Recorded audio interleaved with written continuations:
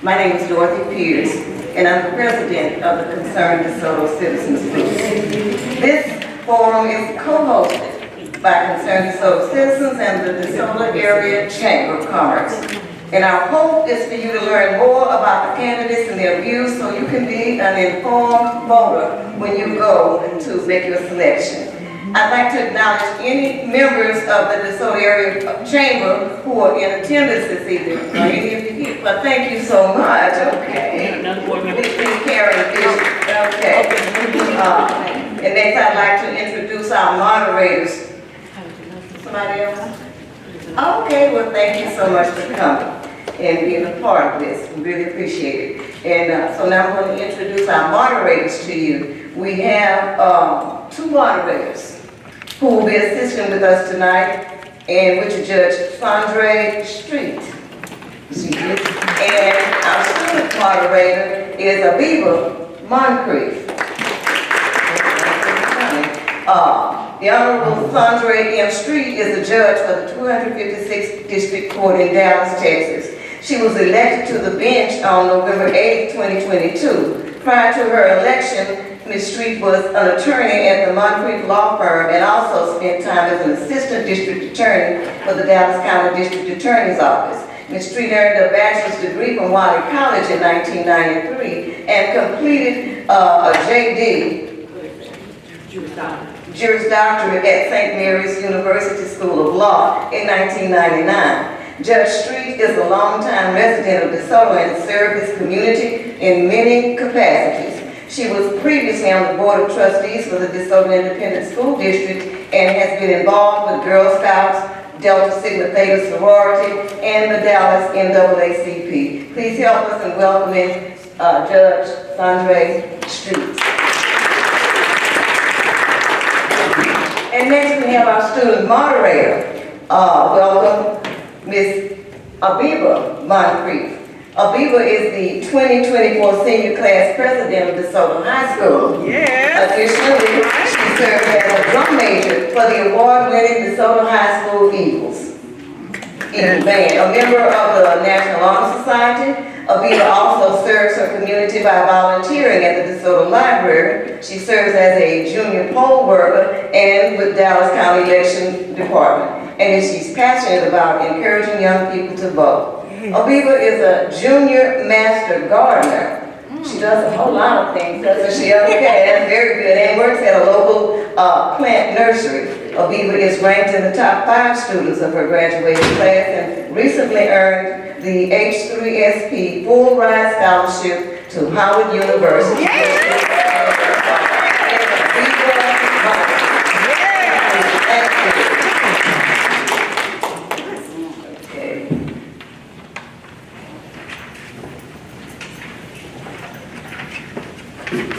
We'll begin our evening with the forum for DeSoto ISD School Board Trustee. The candidates for DeSoto ISD School Board Trustee are as follows. Ebony Mitchell, if you would come forward, Ms. Mitchell, and place 7, Trustee McNary, who is the incumbent. We recognize that both school board trustee seats are unopposed to this election. We're grateful that Ebony Mitchell is here to answer questions during this forum and to answer audience questions as well. Trustee McNary is unable to attend tonight, so we will direct all of our questions to Ebony Mitchell. With that, let's get started by allowing a 2-minute opening statement. Ms. Mitchell, please begin your opening statement.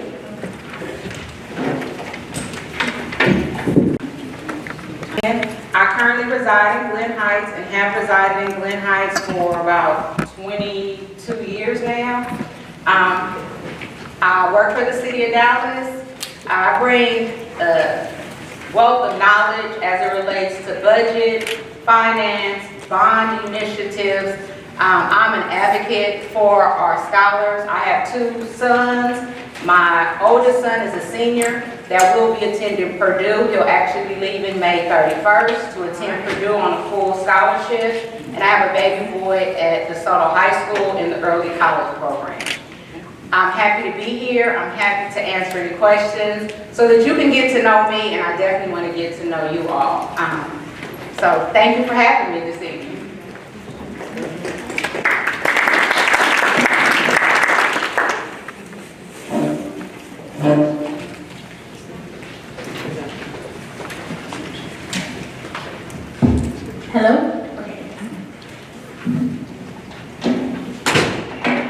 I'm just going to read the rules. Each candidate will make an initial 2-minute address in alphabetical order of last name within the numerical order of the place numbers. All questions will be presented by one of the moderators. Each question will be read once unless the candidate requests the question to be repeated. The candidate will begin speaking when the moderator calls his or her name. If the question needs to be repeated, it may be requested at that time. Each candidate will be permitted 1 minute to answer questions. A 1-minute summary address will be allowed each candidate at the end of the forum. The sequence will be in reverse order of the initial addresses. For both addresses and questions, the timekeeper will signal when 30 seconds are left. The candidate will be asked to stop if the allotted time is exceeded. Questions will be collected from the audience and used if time permits. Questions from the audience must be written on 3 to 5 cards provided at the registration table and given to one of the designated volunteers. All right, well, without much further ado, we will get into it. Ms. Mitchell, thank you for coming out this evening to answer the questions of the community, even though you were unopposed. Thank you for being brave enough to jump out there and put your name in the ring. Well, we'll start out with the first question for you this evening. What are your top 3 priorities for DeSoto ISD? So for myself, my top 3 priorities for the district, my top 3 priorities for the district are, of course, it's going to be financial stability. It's important to me, especially coming from with my background, is that we get a stable financial backing. Building off of the stability of our financial system, then I believe in transparency.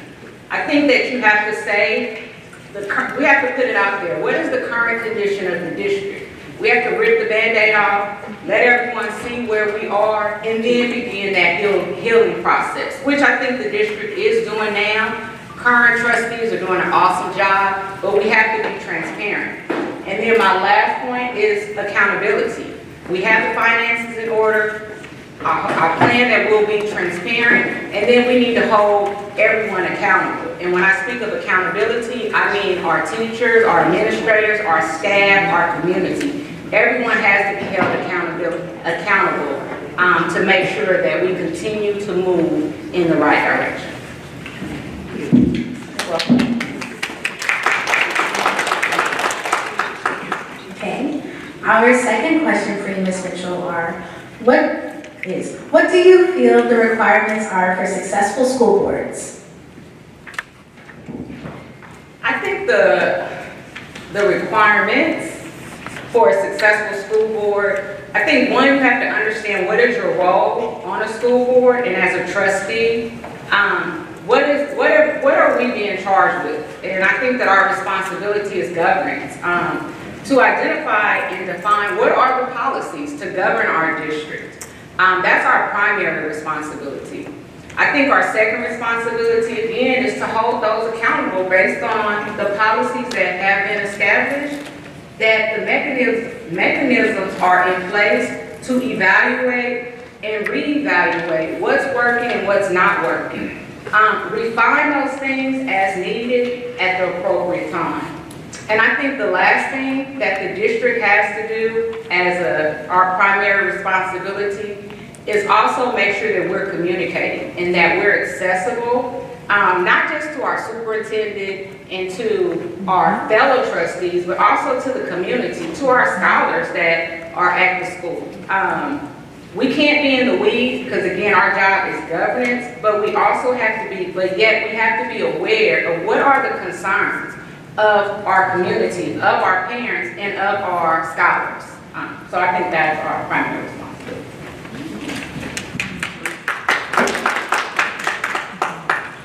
All right, we're going to move around a little bit here. Let's start talking about students. Because at the end of the day, we don't have any students, we don't have a district, right? So let's say, in your opinion, what are the most significant challenges facing DeSoto schools And what is your recommendation for addressing these challenges as it relates to students? Let's focus on the students for a second. I think two challenges I see going in as a trustee related to students. Keep in mind that I have a scholar that's at DeSoto High School as well. I think that our students, one, have to feel that they're being prepared. And when I say prepared, I know that we're in the midst of taking these STAR tests right now, okay? And they can be confident going in taking STAR tests. But are our scholars prepared for success, whether that's going to college? And that's just not getting in. I mean, probably most of us have been to college. You know, we can get lost in that transition. But are we preparing our scholars to succeed, graduate, go into the military if that's their choosing? Choose a skill set. It doesn't have to be college. It could be going into the workforce. But are they prepared to do those things? Most importantly, are they prepared just to be upstanding citizens and contribute to our community? I think that's... 1 minute.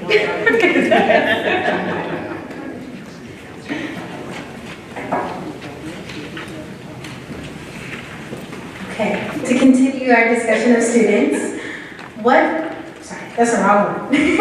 As a board trustee, how will you make yourself accessible to the students and community? So as a board trustee, I actually won't do anything different than what I'm doing now. And I'm always accessible. I currently volunteer at the schools. I'm visible. I probably will do a little bit more, just probably interacting more with the parents and the community, but as far as the scholars and the students, I'm there. I'm that mom that they see, and I'm also that mom that I'm not afraid to tap somebody on their shoulder and just make sure we redirect them in the right direction. So that's what I plan to do as a trustee, is be a lot more visible as it relates to the community, these type of settings, but be just as visible as I've always been in the schools. Glad you brought up parents, so that just leads nicely into my next question. Parental involvement and parental engagement are such critical parts of our education system. What actions would you take to improve parent involvement in your role as a trustee? I'm gonna try to get this in 1 minute. So, I think parental involvement is probably one of the hardest areas to really make a change, because now I don't think parents necessarily have as much flexibility as we may think to be involved. So the question is, how will I approach or try to encourage more parent involvement? I believe you meet people where they are, and sometimes we have to think outside of the box. And in DeSoto, we know athletics is a major drawing point for our parents. Well, take some time and maybe during halftime, make an announcement. Be visible at the games. Have a table set up at the basketball games, at the baseball games, at these band events. The places that you know parents are coming and being involved, we have to be there as well. They're not going to necessarily come out to the town hall meetings or come to these type of settings, but they're going to come out and they're going to support their babies. So again, let's be innovative and try to meet people where they are. And if that's in these other settings that aren't as formal, then I think that's, an opportunity to try to connect with people.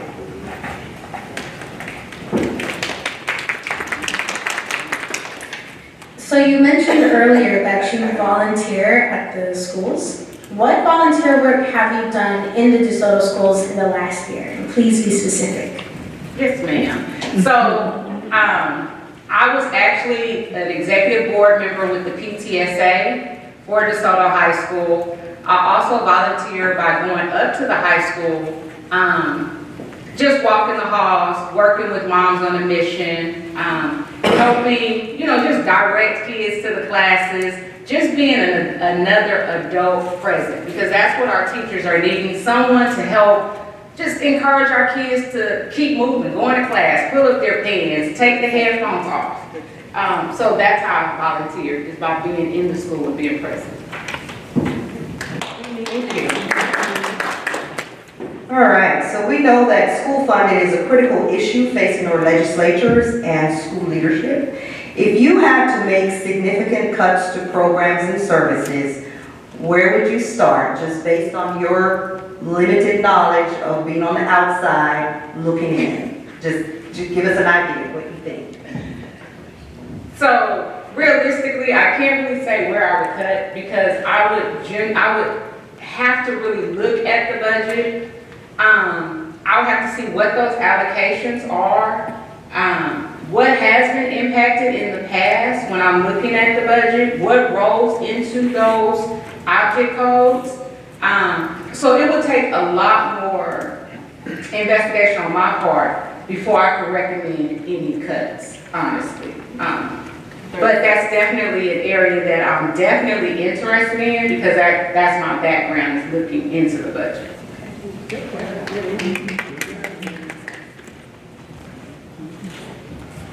What specific changes do you believe are needed in school district policies, programs, or the various school curricula that are currently in place?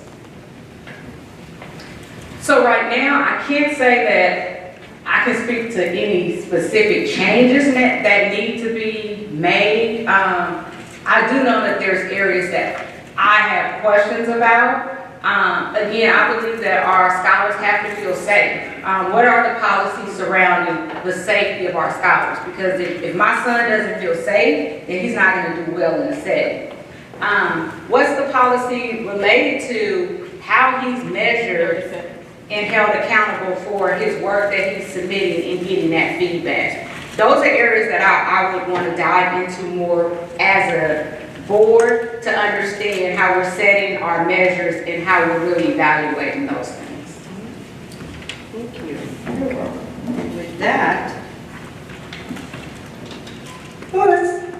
this question. In your opinion, what are the brightest things going on in DeSoto ISD right now, in your view, and how can we best positively promote the good things happening in the district? So I'm gonna take these backwards. How do we positively promote the good things that's happening? Social media, without a question. Social media goes so far, and that's how people find out what's going on. Our babies put it out there, the parents are putting out social media. I mean, corporations are hiring people to come in and manage their social media accounts, okay? So social media is how you blast that information, okay? What are the highlights that I think we're making? I think our academic advancements are great. That early college program is splendid. The GT program that the district is talking about offering, the choices that we're giving our families related to their students and where they choose to be, whether that's a traditional student or they want to specialize in certain areas. And of course our athletics. I mean, we can't get away from those athletics, but I think we have to highlight those academic successes more because that's what I think parents are probably the most concerned about. And so, and utilize social media as at our advantage. Okay, so we have a couple questions from our audience. Thank y'all for asking us questions. Well, sorry. Okay. What have you done to prepare for the role of school board trustee, and could you specifically tell us more about your professional work that has prepared you? Yes, ma'am. So what I have done to prepare for the role of trustee is really understand again, what is my role as a trustee with governance? Professionally, I've worked in several capacities with the city. I've worked with our bond program. I've worked with our budget as it related to developing the budget. I've worked on the budget side to review and make recommendation, what's above and below the line. I've worked with the budget as it relates to actually going out to the community, meeting with the people, having to conduct the budget town hall meetings in the city of Dallas. So that's some of the experience that I bring as a trustee, but what am I learning now is really that governance piece, because I have been in the weeds. How do you govern and not be in the weeds? How do I allow the superintendent and her principals and her in that administration to do what they do? just by asking the necessary questions.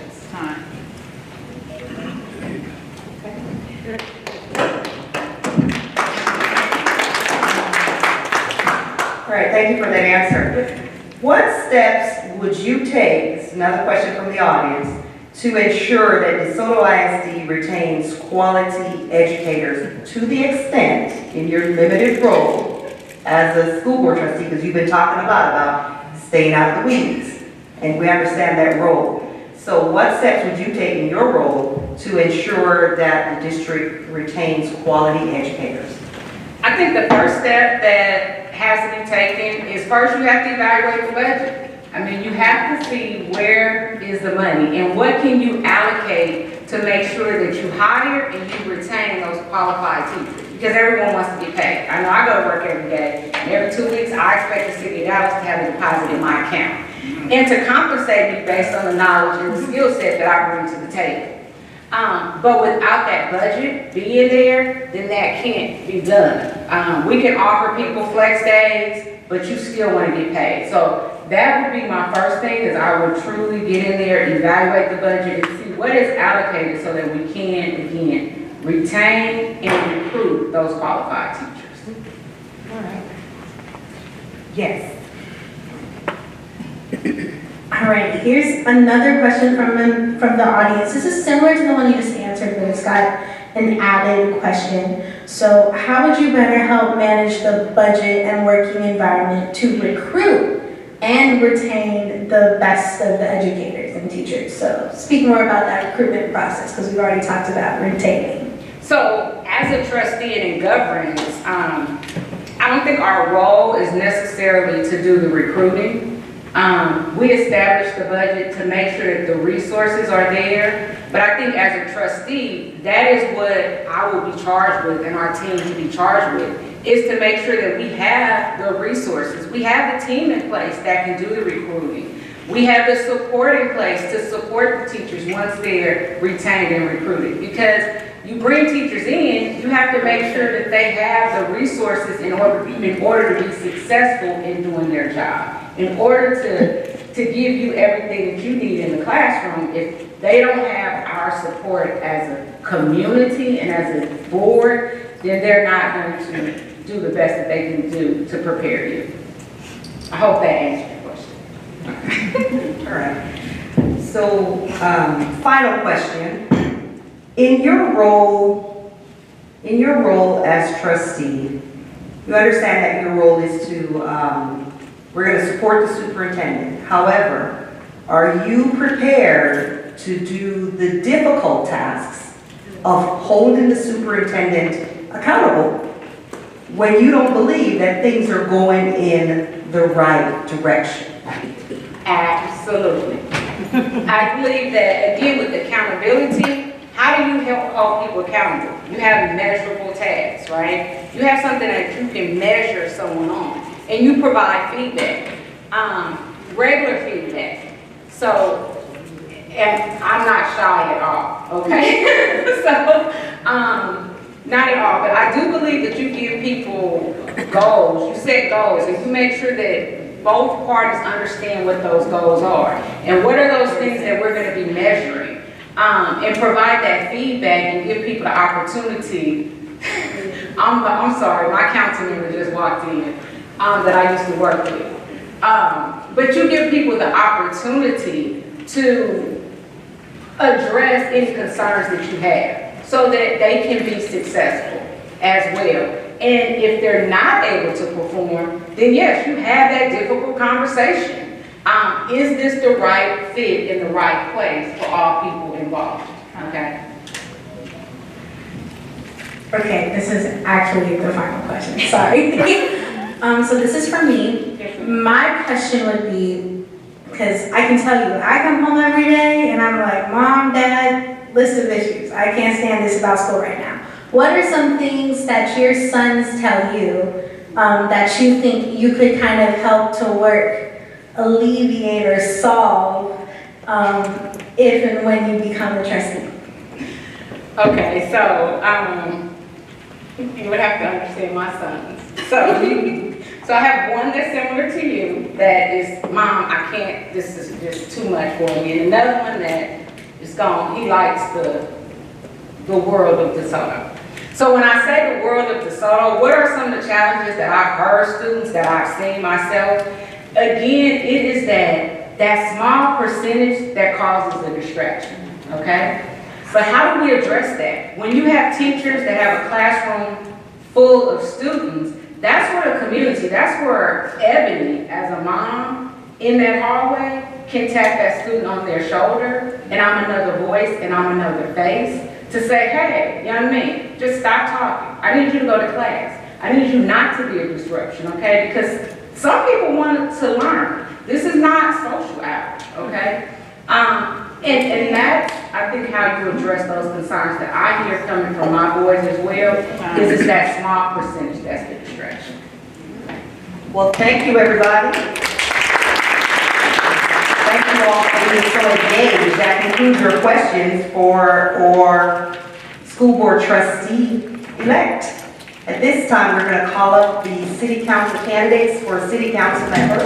If you would please come on up and take your seat here. Thank you. Chat. So at this time, we are going to, let me just reread the rules for the candidates again. Each candidate will make an initial 2-minute address, and we're going to do that in alphabetical order, and I'll give you your signal when it's time to do that. All questions will be presented by one of the moderators. Each question will be read once unless the candidate requests that the question be repeated. The candidate will begin speaking when the moderator calls his or her name. If a question needs to be repeated, it may be requested at that time. Each candidate will be permitted 1 minute, and there's your timekeeper sitting in the middle there, to answer questions. A 1-minute summary address will be allowed each candidate at the end of the forum. The sequence will be in reverse order of the initial addresses. For both addresses and questions, the timekeeper will signal when 30 seconds are left. The candidate will be asked to stop if the allotted time is exceeded. Questions will be collected from the audience and used if time permits. Questions from the audience must be written on the 3x5 cards provided at the registration table and given to one of the designated volunteers. So we will be going in the order of Chisholm, Robinson, then Hughes. At this time, we will allow each candidate to give their initial 2-minute. Thank you. Y'all starting that clock over, right? I'm Councilmember Crystal Chisholm. I've had the blessing and pleasure of serving on the DeSoto City Council for the last 3 years. My husband and I have been residents of DeSoto since 2016. I am a Dallas native, born and raised. We are also both combat veterans. We both served our country. I am running for re-election to finish the work that I started here in DeSoto. We've made great strides the last 3 years, things I'm so excited about. And so that is why I'm here asking for your vote. And so that you know that you have someone that is knowledgeable of what's going on in DeSoto right now and how we are going to change the trajectory of this city. Thank you. Hi, my name is Shirley Robinson. I am a 21-year citizen of DeSoto, Texas, and have 2 children. I work in DeSoto Independent School District as a counselor. Have been there for a little bit, almost a little bit over 10 years. And my role as a city council member, I will continue to work to make DeSoto a safe community, not just for people my age, but for all ages. And also try to work in collaborating all the spaces that's in DeSoto, the residential areas, because there's so much beauty in DeSoto that I would like to work and collaborate each and every one to try to make DeSoto a great place, because it's already beautiful, but to make it a great place to be. Good to be here. My name is Letitia Hughes. I am running for place 7. I won a special election in 2021 in February. Had to run again in May, and I've enjoyed these last 3 years. I'm a resident here 22, something like that, years. I've enjoyed it. I've enjoyed the work. I've enjoyed learning. I've enjoyed connecting with citizens from a different perspective, a different angle. I love being in the community, solving problems, walk the walk, talk the talk, so it goes. And I look forward to serving again for the next 3 years and getting some things done and hearing from you, our citizens, and acting on your behalf. Thank you. All right, we will now begin the question and answer segment of our forum. We will, again, the format will be Chisholm, Robinson, and then Hughes. The first question, what is your vision for the city of DeSoto? My vision for the city of DeSoto is actually what we're doing today. We are creating opportunities for economic development within our city, which we long asked for and we long deserved. We want restaurants that we can sit down in. We want healthy food options. Those are the things we're going after for a community that is safe. Last year, the city council approved a $2.4 million increase in wages for our employees. Our police saw 15% of that in their pay. We have the highest number of officers working for us in decades. And so I think that speaks to our need to want to continue safety in our community. And then also, we have amazing parks. We've done an amazing job of keeping up our parks, as well as now we'll have the McCowan Natatorium, which is an investment into our community. And so my vision for DeSoto is to keep not only what we have today, but also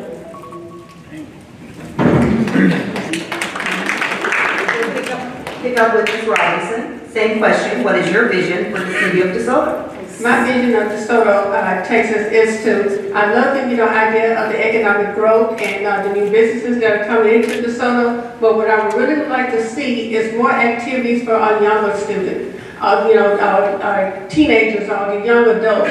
Have a place where they can come and just go out and have a good time here in DeSoto, create something for them, so that we know that they can come here to DeSoto, not go in Dallas somewhere and into that night. But if they're closer to home, then that would be something that we can just grow together and just for them to connect with here in DeSoto. Thank you. When I ran, my campaign slogan was revive, rebuild, and rezone. And I'm excited, not that it happened because I ran, but we are actually in the middle of doing it, just as my colleague has said. We have a Starbucks coming, we've got Chick-fil-A. I feel the energy, we've got an auditorium. Can you feel the energy everywhere you go in the city? And we want to continue to compound on that and build and expound on that. We can't stop right now. We got to keep going and keep moving it forward, keep being proactive. We understand there are some instances where people are not understanding, might not be on board, but that's where we come together and have those conversations and say, hey, you can go anywhere in the city and see the excitement, feel the excitement, and see what's going on. Be a part. Join us. Thank you.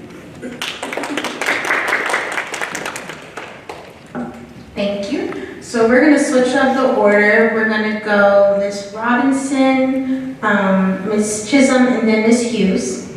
And your question is, what civic or volunteer work have you done in the city of DeSoto over the past year? Other community groups in which you are a part. Okay. I work in the school system. I'm heavily involved in the school system. I've always been a part of PTA, and I'm also a member of the PTA council, so I'm heavily involved in what the works that come out of the school district. And I also, work with the cleanup around the school. So I'm, just heavily involved with the school system, and whatever transitions out, out into the city, that I'm part of the effort too, with my connection with the school district.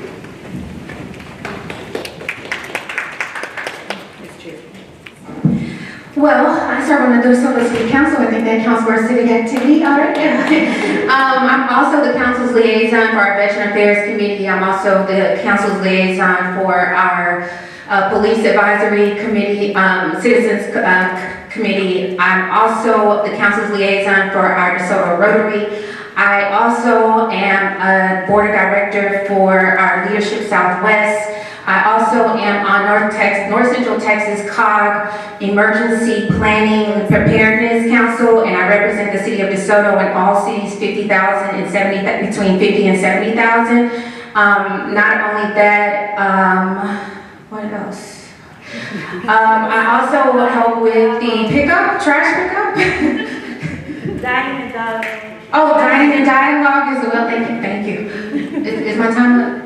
Oh, and I help with the PTA as well. I volunteer to read. In February, I read every Thursday to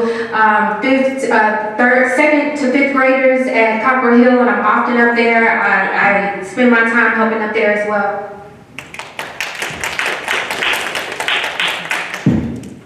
So as the liaison to the DeSoto ISD, I participate in activities, we're at games, I read to students, feed the teachers. For the Chamber of Commerce, we're at ribbon cuttings, we're at meetings, monthly meetings when they have those. Parks and Recreation Department, they have so many activities, you all have to be a part of that. They've got the concerts, the senior citizens activity, volunteering there. Also part of the Audit and Finance Committee, DeSoto's had a stellar budget for years. And so just being out in the community, if someone calls, I'm there. My new slogan, answer the call. Just being there, being involved, it's been a rewarding feeling. People have called, what needed to get things done, and been literally working on it for 3 or 4 years. I can think of 3 instances, we got it done in a matter of a couple of weeks. So I just enjoy the engagement and the collaboration with our citizens. Thank you. Hang on to that microphone. Ms. Hughes will be switched up in order for this next question. It will go Hughes, Robinson, and then Chisholm. In your opinion, what are the 2 most significant challenges facing the city today, and what are your recommendations for addressing them? I would say 2 of the most significant challenges are helping, and I mentioned it earlier, those citizens who are not quite understanding the changes that we need to make. And I believe that we had an agenda item where it took maybe 3 or 4 times for the citizens to come in, and there were meetings off-site, but we finally worked it out, and at the end of the day, that's what it's all about.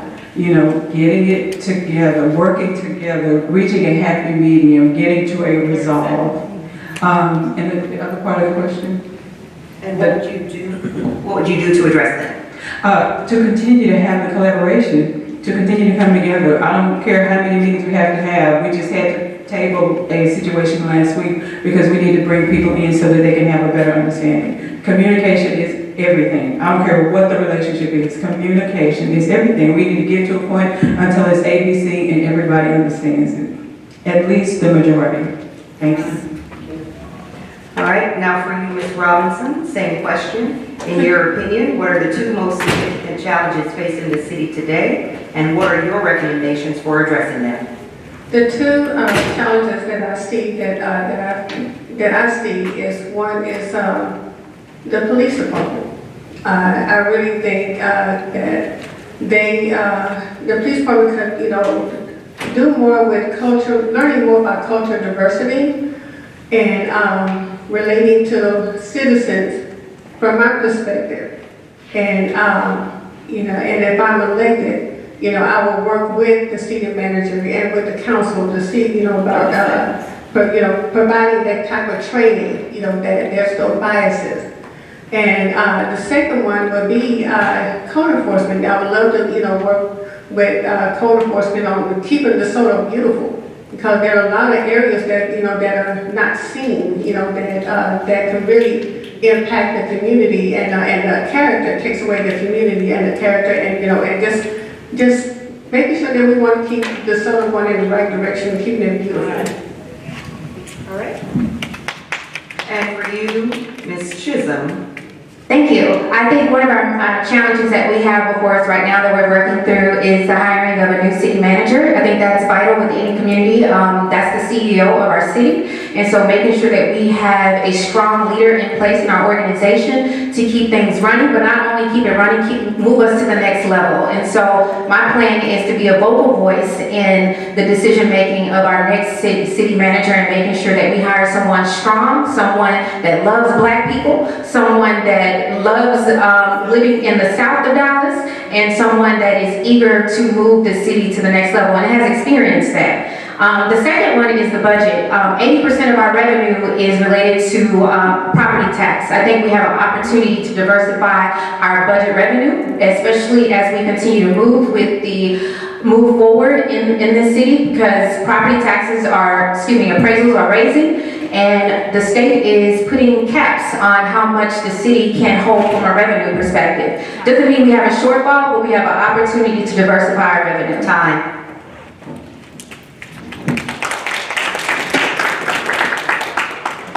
Okay, so we're gonna change up the order again. It's gonna go Ms. Chisholm, Ms. Robinson, and then Ms. Hughes. Your question is, as a growing city, a common challenge is the availability and affordability of housing. Please describe ways you would support increasing our housing options or helping with home affordability.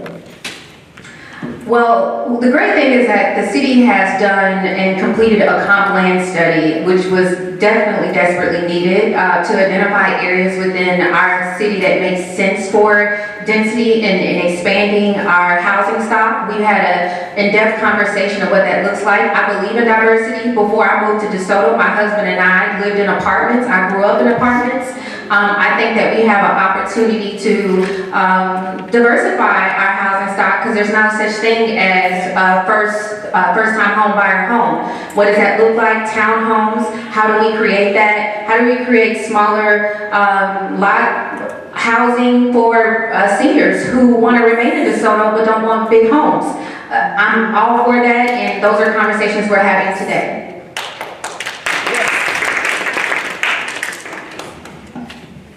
Could you repeat the question? Yes. Okay. As a growing city, a common challenge is the availability and affordability of housing. Please describe ways you would support increasing our housing options or helping with home affordability. I think with that, I would have an idea of talking to real estate agents and to create a forum, create the platform where I can meet with them and get ideas from them. And because they're out there, they're working and their feet on the ground, they're meeting the people who want to buy homes or who want to get condos or try to decide where to live in a safe place, what place is safe for them, or some common community for the elderly. But my way of getting the idea of what is needed for the city is by talking to real estate agents.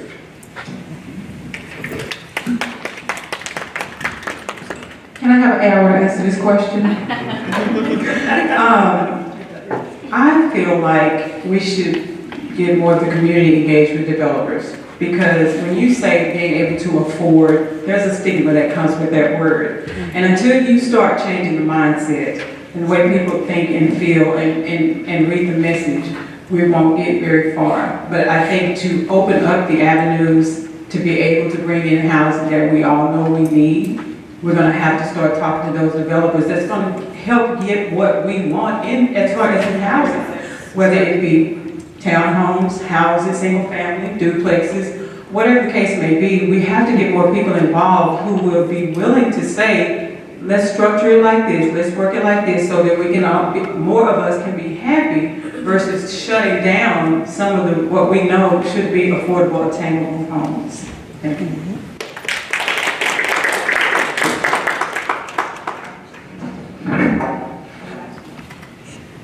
All right, we'll start back up with Ms. Robinson. Do you have any specific changes you want to make in city policies or programs? And if so, what changes do you want to make and why?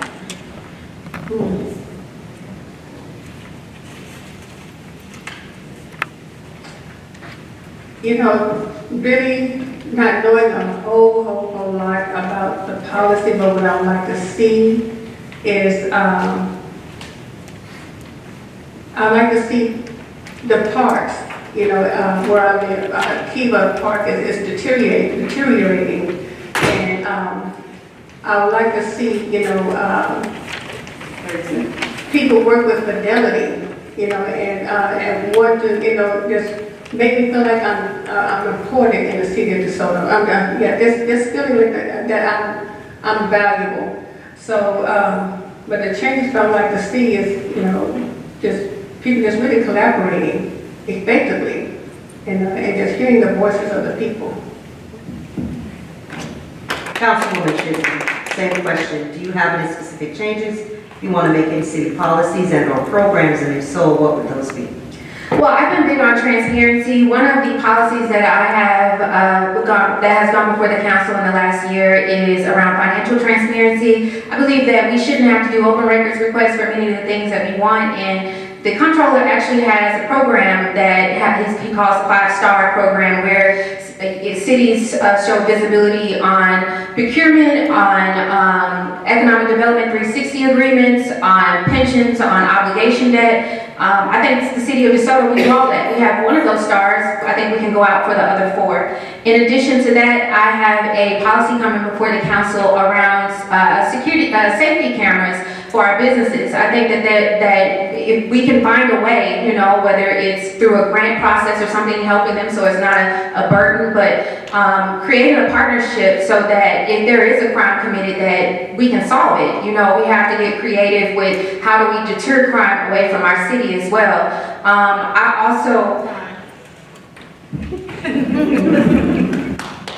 All right, and so we are on to Ms. Hughes, Councilwoman Hughes. Do you have any specific changes you want to make in city policies? Thank you for the question, and I appreciate it because I am actually working and speaking with our interim city manager regarding garage sales. And I know that might sound minor, but it is very important to a couple or 3 citizens that I've been speaking with. So as a result, I like to get them answers. I like to get them results, a resolve, one way or the other, whether it's something they want to hear or they don't. So they do want to see a change in the number of garage sales that they can have every year. It's very important to them. It was one of the larger ones that they're used to having, and for some reason they were reduced, but they want me to check into changing the ordinance so that they could potentially have more. So that's important to them, so it's important to me. Thank you. All right, so this question, we've talked about collaboration a bit. This question is about collaborating with DeSoto ISD. What are your plans for working with DeSoto Independent School District leadership to make DeSoto the city of choice for parents and their families? Oh, I'm sorry. Can we go in the order of Ms. Robinson, Ms. Chisholm, and then Ms. Hughes?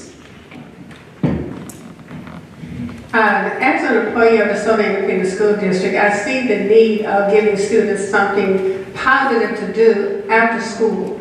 And so what I would like to propose is create a venue where the students, especially the older students, now not just the rec center, but where they can just really just hear their music, dance, have a good time, but it's safe, it'll be safe for them. But and they would have a time to collaborate and and really come up with something for themselves, for them to have fun. But just give the students a platform where they can just be themselves and also guide them on how they can be a part of DeSoto. How can they help with DeSoto, Texas? How can they collaborate with the city council? So those young minds are just filled with so many great innovative ideas. So I would love that idea of collaborating with the DeSoto Independent School District on how we can, further, the time that we spend with it. All right. Ms. Chisholm, Councilwoman Chisholm, what are your plans for working with DeSoto Independent School District leadership to make DeSoto the city of choice for parents and their families? Thank you for that question. We've actually done a lot to work with the city of DeSoto, believe it or not. The council approved a $1.4 million investment into after-school programming for this DeSoto ISD. This was to help children that were impacted by COVID. I'm looking very forward to that programming and kick it off, because that also is a partnership with our DeSoto library that will host for kids who are not in the school district as well, so that they have an opportunity to take advantage of after-school programming. And in addition to that, we also, gosh, I drew a blank. We do a lot with the cities, the DeSoto ISD. Y'all just have no idea the amount of programming. The mayor's internship, 9 of those 10 kids that will be this summer are from DeSoto ISD, particularly from my football team. And so I think that shows partnership as well, giving them an opportunity to see professional jobs. Our DeSoto Teen Council, many of those kids come from DeSoto ISD as well. And so the partnership is there. Time. Thank you. Can we give it up for our superintendent? I just love Dr. Rogers, and we can give her a hand. I love working with her. We have a tentative lunch schedule, because what I would like to do is to be able to have the students sign up alphabetically, you know, to be able to manage them and give them an out. It is ironic that Ms. Robinson mentioned that, but during the time that they're out during the summer, have that avenue for them to have an outlet, you know, and doing something positive and constructive, and just coming together where they can be with their friends in a place where their parents don't have to worry about them. And again, to be able to manage that, we will have some decency and order. Got to work out the details of it, and I do intend to offer my space in order to do that. Thank you. All right, now we're going to start getting into some of the questions from the audience. There seems to be a lot of interest in the Hampton Road project. So we'll start out on that end with Councilwoman Chisholm. The Hampton Road, Hampton Road project. What do you like about the project? Concerns that you may have, if any, and impact or pros and cons regarding the city of DeSoto, property owners, and business owners. These are the questions that the folks want to know about. They have concerns about the impact of the project on property owners, the city itself, and business owners. So if you could just talk about that some. You know, one of the greatest things that I had to realize that sitting in this seat means is that the decisions I make don't just impact today, they impact 10 years from now, they impact 20 years from now. So that's in my decision making at the forefront. Hampton Road project, the redevelopment of that is designed to be not just create a center for our city, because we have no center, but also to create an economic development catalyst for us that we desperately need. We want nice retail, we want nice restaurants, but we have nowhere for them to go. 80% of our inline shopping centers are outdated. They're 30 to 40 years old. We have nowhere to, as a millennial, nowhere for entertainment for us as well. And so those are the opportunities that Hampton Road will provide. My concerns, be honest with you, I don't like losing oversight over multifamily coming to our community. I want to control it. I want to control that, because I like having to say, you know, the number of density, the beautification of it, and all of that is included in it. Time. Ms. Robinson. One of the benefits I really enjoy about the Hampton Road project is the growth, the economic growth that's going to bring to the city. And also employment. You give everybody opportunity to find employment here in DeSoto while they're living here in DeSoto. Because I live in DeSoto, I work in DeSoto ISD, I really enjoy that. But just giving them opportunities to work inside DeSoto. And one of the things I really like about it, is the shopping centers, is the things that come. You know, I really enjoy that, and more restaurants that may be coming, and more businesses. And my concern is the change, how it may affect some residents, and some people may not enjoy, you know, like making adapt to it. But just in that transition, that's the only thing that I'm really concerned about. But I really appreciate the growth. I am excited about the Hampton Road project. I envision it, I see it in other areas. I feel like we can have it here. It is what DeSoto could look like, is what our citizens are asking for. My concern is what I heard last week when there were citizens who were unsure about what's gonna happen there and feel like, they're gonna lose in the process. So we go back to needing to educate and communicate so that those fears are no longer. We need to be able to help them to understand and visualize that these are decisions that have to be made for our future and that they won't harm or affect them. And there is no intent from the city to cause them any ill harm. So I hopefully we can set up some meetings and calm some of those fears. Thank you.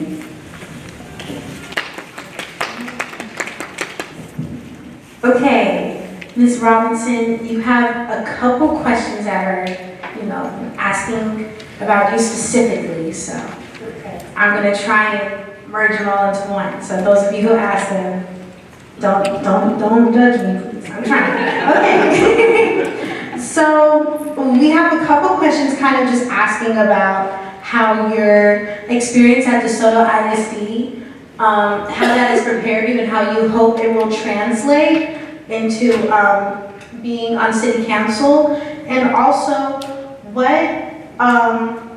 is your goal in running for city council, or what is it that really made you just be like, yeah, this is for me?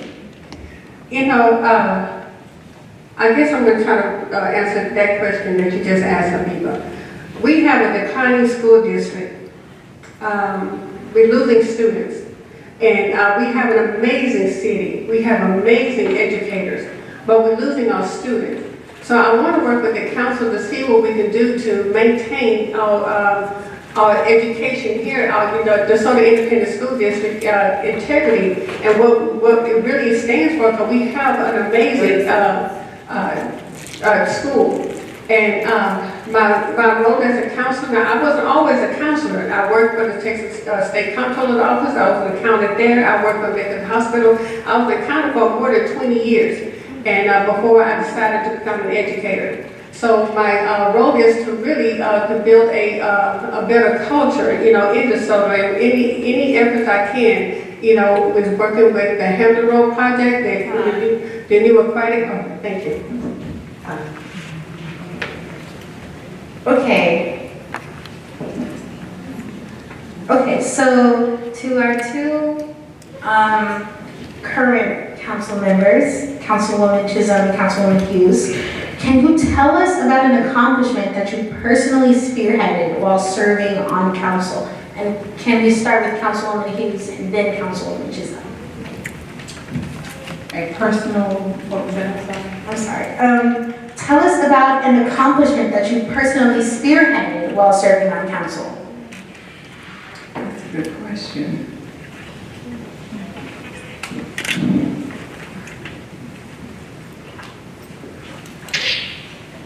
I'm trying to think. Let's see. I don't guess we could consider town hall meeting community conversation. Well, I guess that could be. It's pretty basic, but it was successful because it was my first one. And I enjoyed it. We talked about Nance Farms, DeSoto crime,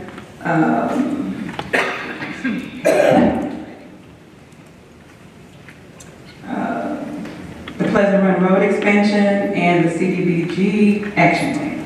So I was excited because that was my first town hall. Thank you. I would say that I was trying to think which one to tell you about, but let me just, so actually I see her in the audience too. She's, shout out to Honorable Brown Pratchett. She seconded this with me. I took before the council to increase the minimum wage to $15 for employees. They were getting paid $13 and some cents, and those are our babies, right? How do they ever learn their value? And so I was thankful for that, having that support, and was able to get that passed, but also added to the policy to where we wouldn't go below $15, which is very important. And I'm hoping that the council will one day increase that to even more so that we can show them how we value them even more. And I'll stop with that one. Okay, so this is another question directed toward Ms. Robinson. It's two questions over, I'm just gonna make up one. So, you have mentioned a little bit about making better areas for teens and for students, young people in DeSoto. If you are successful as a council member, if you become elected, what will be your main focus? And speaking on that, what specific suggestions do you have for those teenage spaces? It will first start with collaborating with the parents and create a platform where, I can, as a city council member, to create the platform where I can talk to the parents and get ideas from them and share the ideas that I have for our students, because after school, rather than going home, getting on a video game, it would be great when they come out of their bedrooms and into, something where they can do to be more active in the community. So, but definitely create a platform where I can, have that conversation with parents. Thank you. This is addressed to our existing council members. We'll start with you, Councilwoman Hughes.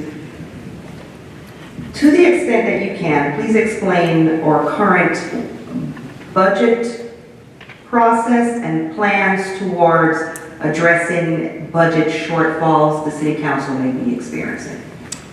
I don't believe we're experiencing shortfalls. Like I said earlier, we have the best budget that DeSoto has a great budget every year.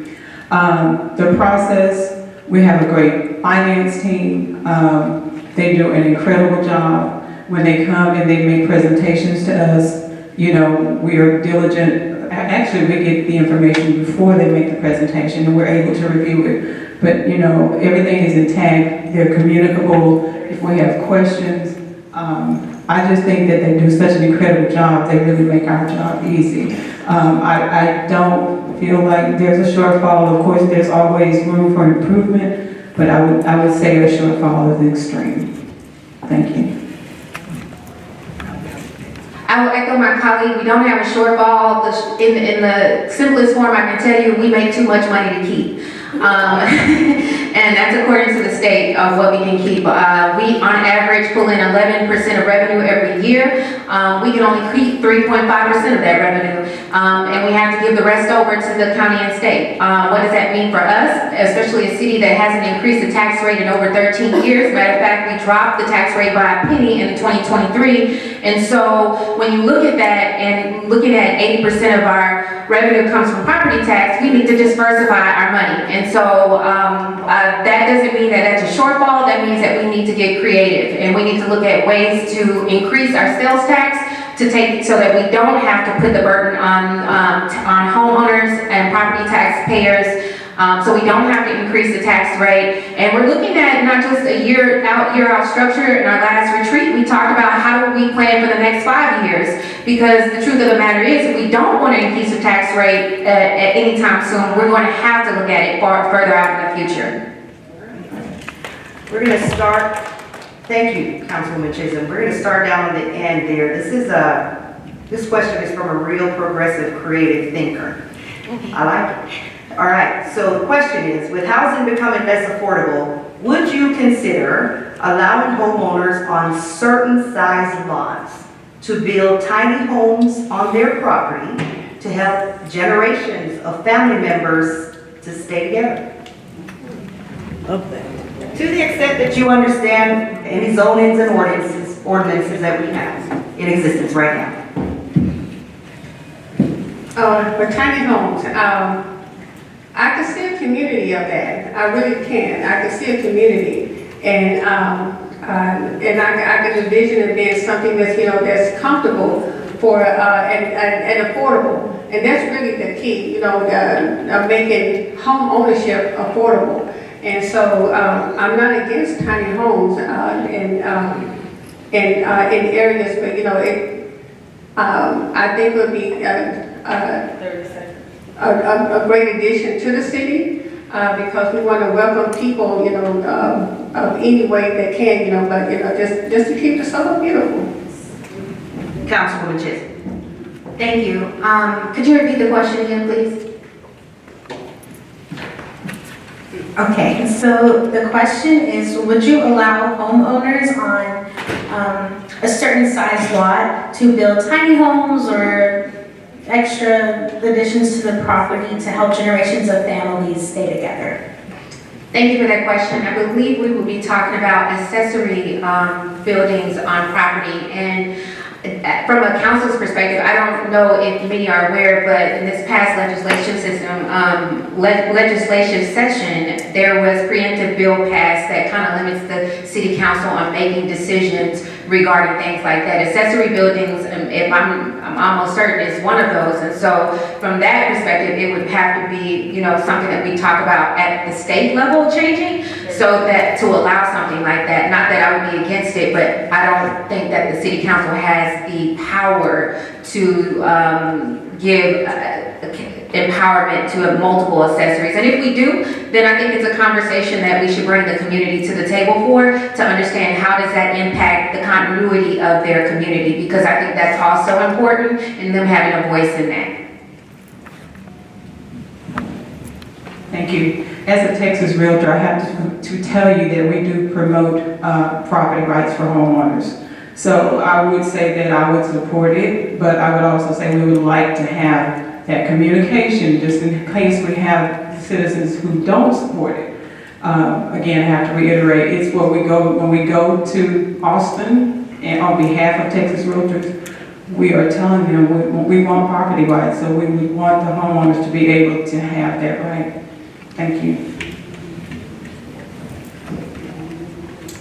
All right, so this person asked 2 questions. I'm just gonna make it a 2-parter.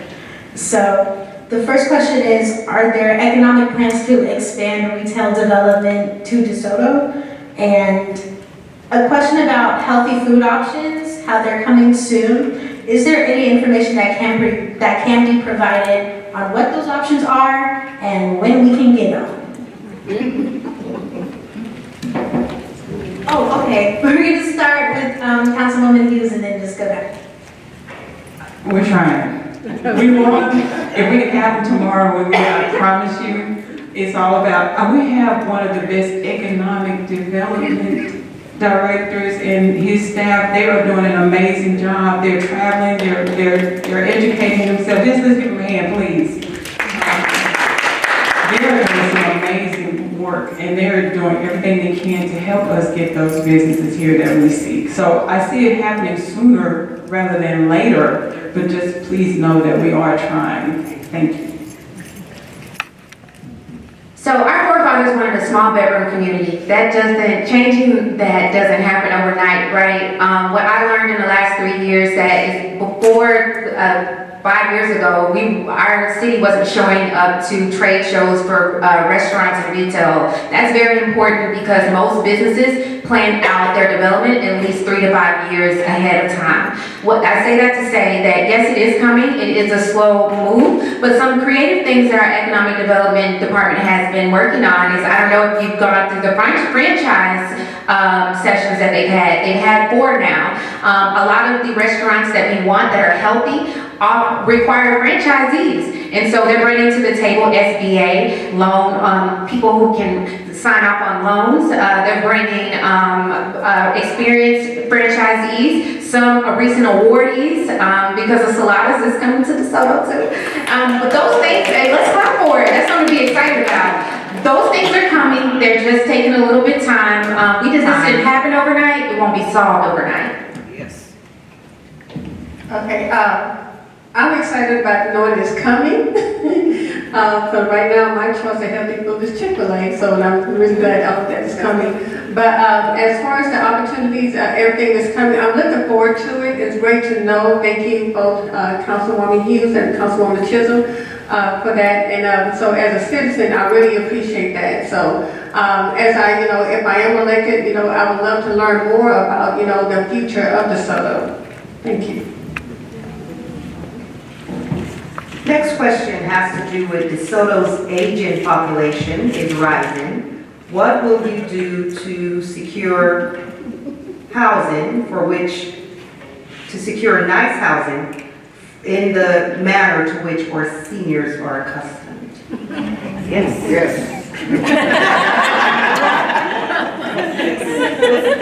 can start with Councilwoman Chisholm. Ms. Elba, I'm telling you exactly. We have definitely talked about that, and I have nudged a few home developers that I know just to see what we can do. And that's honestly the truth. The relationships that we build are vital and important for our city. We have to have cohesiveness with the development community and in order to get what we want. And we have shown them that our voice, we will be demanding in exactly what we want. I think that that is definitely possible. In our recent land comp study, we have zoning zoned out as low, medium, and high density. It no longer using the language of single family and multifamily. That is great for us because it offers diversity in what we can do with those parcels of land. So I'm looking forward to opportunities where we can create housing that is smaller than what you're accustomed to and affordable for our seniors. That's very important.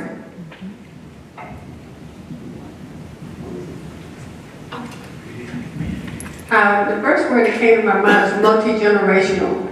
Having a multi-generational community, a community of all ages, and that can collaborate and support any members, that are older, the older population, in the community. But also definitely want to support, any older people, that want to be homeowners, they want to stay in their home, and make it a possibility. As a daughter of two people who wanted to keep their home, it was important that, that I have to, make sure that, I'm available to, make that happen for my parents. So, that's a passion of mine, but definitely want to make sure that, that anything that, the older people want, just want to make that possible.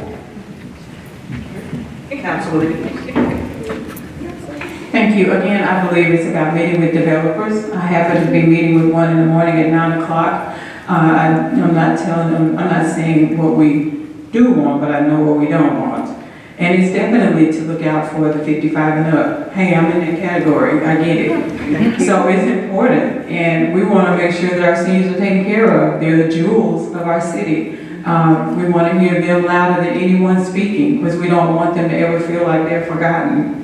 And so whatever we can do to have the influence on a developer who's willing to hear us and to listen and give us the product that we want and need, that's exactly what we want to do to make it happen. Thank you. Okay, so this is from me. Like we mentioned earlier, I am senior class president. I am an advocate for my peers first. So one of the issues I hear a lot in the hallways at school is that we don't have a lot of stuff for kids our age. We want to go out and do stuff. We want to have a nice time. Now that I'm driving, I don't want to get on that freeway Thursday night to go hang out. So my question is for Councilwoman Chisholm and Councilwoman Hughes, because Ms. Robinson's touched on this for the most part. How high on your list of priorities is having a space for younger people and, teenagers, people who can have, a little bit more wiggle room to go out, not like 5-year-olds. Yeah. Well, being the one closest to your generation. Shameless plug. I would say that I understand, I overstand, because I too want those entertainment options. And one thing that we talked about is, we talked a lot about Hampton Road redevelopment, but I think that there is a huge opportunity off of I-35. And I think that what we can do with the land that we have remaining there and revitalizing it, as well as Beltline, I believe success will follow success. And the things that we're doing today, we will reap the benefit of it. They will be knocking at our door because we're all engaged, the staff is engaged, and the city's engaged. And so all I can say is, while you may not experience that, I hope that you are one of those that decide to come back home. And when you come back home, you see a whole nother city, because I promise you, I'm going to continue to fight for you. And I echo those sentiments exactly. I know we talk about restaurants and you know, good, healthy eating, but we also want to include family entertainment in what we're doing and the development, because we do have the kids and family in mind. We don't want to forget about you. We do want you to be able to come back and enjoy your city. I have children, 4, that, you know, want to be able to come back and enjoy themselves and eat at nice places, have walkable spaces, ride their bicycles, all the good stuff. So I promise you, you are not forgotten. Thank you. All right. I believe this is our final audience question. And this is for each of you. How would you feel about partnering with churches and other businesses regarding senior housing? We'll start with Councilwoman Hughes. Thank you. And I wanted to just grab the mic and run with it when she said church, because that's where our foundation is, you know? And we are so blessed to have so many churches in DeSoto that are engaged and that want to get engaged. I am so impressed with the number of, I mean, just all around. And I apologize, we have one here who's in Dallas, but he's just as engaged and his church is willing. They want to do whatever they can to collaborate with us and make some things happen, and definitely look out for our seniors. We want to get together and have conversations about how do we, what do we, can we, what do we need to do? And I love that. Any pastor you walk up to is going to be willing to throw his hat in, and if he's not available, he's got somebody in his congregation that's going to be willing to step in for him. So I'm excited. We just keep the lines of communication open and continue to get ideas about what we can do to look out for our seniors.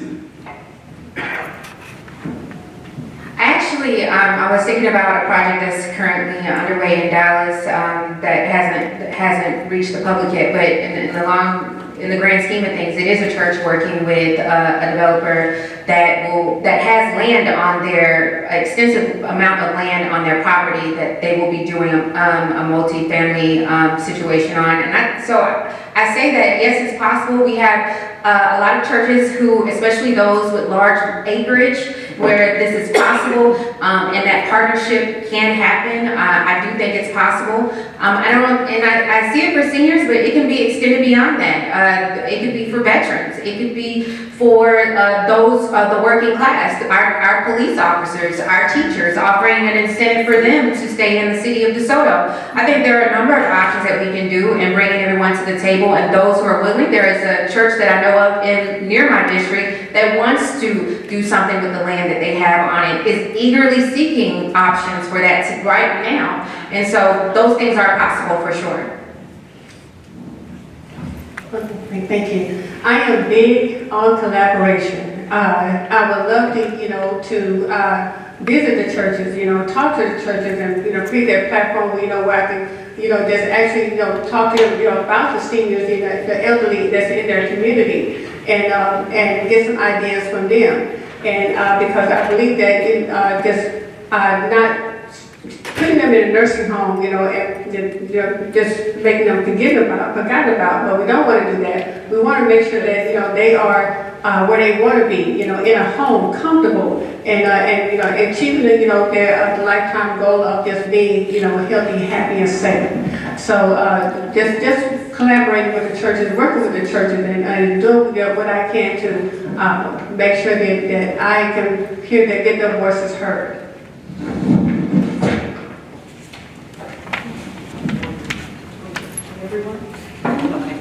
Okay, sorry about that. Alrighty, so this is our last question. DeSoto has a slogan, so much to love. I didn't even know about that, but that's our slogan. I like it. What are some of the things you love about DeSoto and why? Let's start with Ms. Robinson and then just come up. I love what is easily accessible to me. I love the parks. I take my grandchildren to the park, and I love that time where it's quiet. I love that that I do feel comfortable going to places, like going to Walmart. And I love the idea that everything is accessible and it's growing in the right direction. So that's what I love about DeSoto. So much to love. You know, my husband have to remind me that I'm from Dallas and not DeSoto, because I represent our DeSoto football team hard, and so Friday night lights, there is no energy like being in that stadium I sit down with everyone else in the stadium, and I rock and I cheer, and being able to get on social media and troll everyone because DeSoto's #1. I think that those things like that are some of the things that I love. I love how this community is like a family. You couldn't have told me I didn't grow up here, because I feel like many of my neighbors and many of you in the audience are my family. And I love the pride that this community has. We have a rich commissions and boards, and the support around people that come and volunteer in our community, that's at the heart of what this city was made of. I'm gonna say this, and I hope she doesn't mind, but I love our mayor. I was elected with her, and she took off with the energy that I needed, you know, being brand new and learning early and fresh, and I associate so much love with her. And I just appreciate her because she's the energy that I like having, making things happen. And I thank you, yes, to pick up on her. She didn't know I was gonna say that, so please believe it. But we just have so much going on. When you wake up every day, I have a job to do, but there's other things that I love doing with council, and that's the only way you can do it is to do it with love. Because who can give up that kind of time? You know, we are all over the place, and if we're not, we're trying to be. So I love everything, and if there's something need to be fixed, let's fix it. I just love DeSoto. I love the people here. I love the way we all get together. If there's something going on, we're gonna get a call. We need to talk about it. Let's have a come to Jesus meeting. I love the collaboration, and I just want to keep things going. Thank you. All right, this brings us to the end of our segment. As one of your, I'm sorry, did we get everyone? Yeah, question. Okay, this brings us to the end of our segment. As one of your moderators, again, I just want to say it is an absolute honor every time and every day to be in the city of DeSoto to represent our citizens. As an elected official, I want to just commend each and every person here today who stepped into the arena to try to make our city a better place. Or to our student moderator. Okay, hi. First, I'd like to say that I appreciate the audience just for showing up. This is what democracy is about. I just finished AP US history, so, you know, we talk extensively about that. But yeah, I'm a voting age now, and this is a really cool thing that we do. I'd also like to give a shout out to our candidates as well. It takes a lot of effort, as you know, an elected official myself. At my school, it's not the same. But you know, it takes a lot of effort to run a campaign. I have my posters in the hallway. It's work. So I appreciate y'all for showing up. I think we have closing remarks. Everybody gets a minute. Yes. Do y'all remember it's supposed to be reverse? Reverse order. We'll just start down at the end with Ms. Robinson. Okay. If I'm elected, I am heavy on community. As a mother of 2, a grandmother of 3, community is so important to me because without a good, solid community, there's no success there. There's no building there. And so with the new things that are coming to DeSoto, I think it'd be really, really important that community is still the foremost important thing is building that unity. Make everyone, available to collaborate and talk to one another. So I'm new. I am quick to learn. I can engage. I can do anything that is within my power to make DeSoto a better place, a beautiful place that it already is.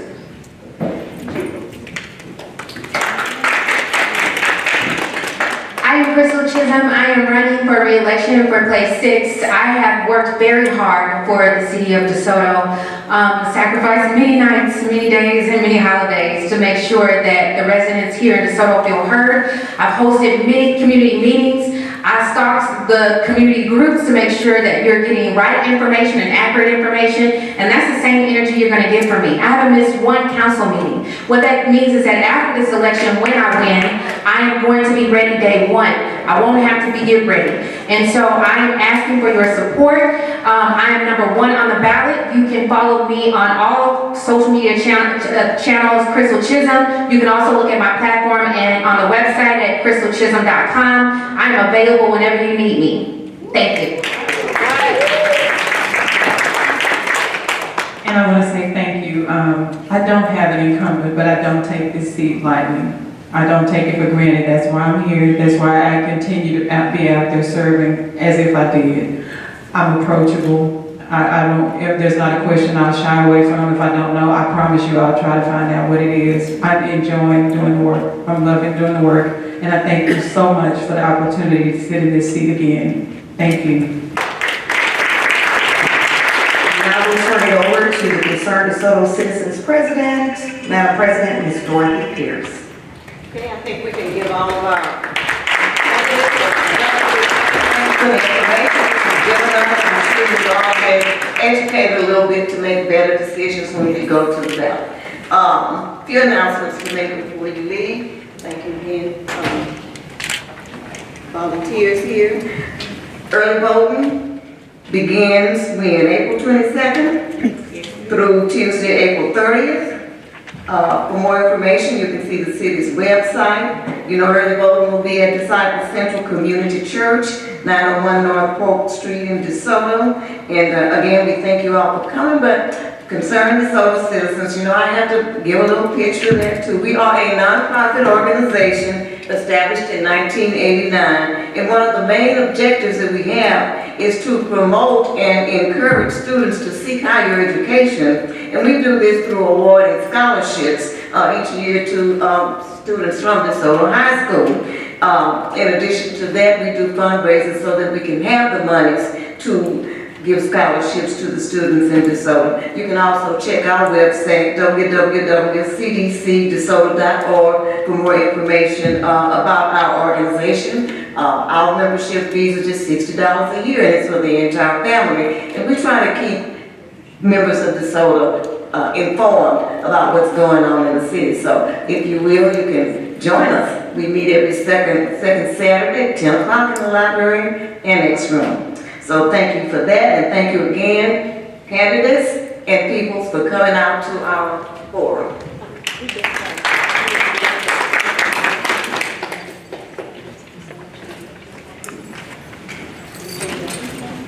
Mr. Eugene Walker, head of the DeSoto Chamber, glad to have you here. Is there anybody else that I did not acknowledge? Glad to have all of you here. Thanks for coming.